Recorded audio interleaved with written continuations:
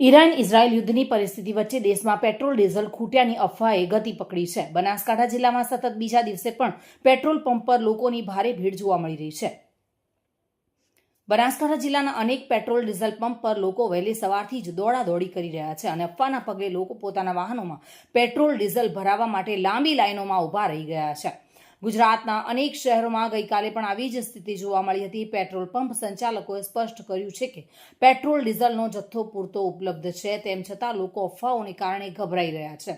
સાથે જ પંપ પર પોસ્ટર લગાવી સ્પષ્ટ સૂચના પણ આપવામાં આવી છે કે બોટલ, કેરબા કે બેરલમાં પેટ્રોલ ડીઝલ આપવામાં આવશે નહીં। સુરક્ષાના કારણોસર કંપની દ્વારા લૂઝ પેટ્રોલ ડીઝલ આપવાનું બંધ કરવામાં આવ્યું છે।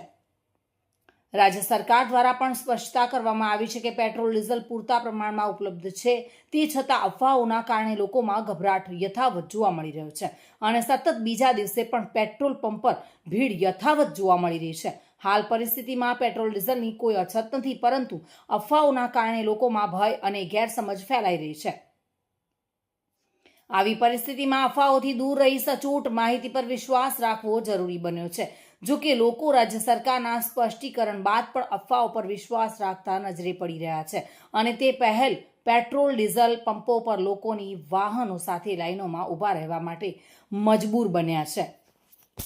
ભીડ માલ તો કાલની વાતની આપવાની ચાલુ જ છે, પણ એક આ પ્રજાએ લોકોએ અફવા ફેલાઈ દીધી છે ને કે માલ તો પૂરતા પ્રમાણમાં આપીએ જ છીએ અને ગાડી પણ અમારી આવકમાં છે જ, માલ ન હોય તો ગાડી આવે જ નહીં।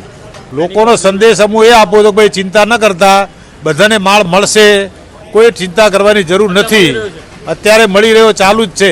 કેરબા એટલા માટે નથી આપતા, કંપનીએ કેરબામાં માલ આપવાની ના પાડી છે, જેથી કરીને ભવિષ્યમાં અમુક કોઈ ઘણા લોકો એવા હોય કે માથે નોખી બળીને પણ મરી જાય, એટલે કંપનીએ સદંતર બંધ કરેલું છે કે લૂઝ માલ આપવો નહીં।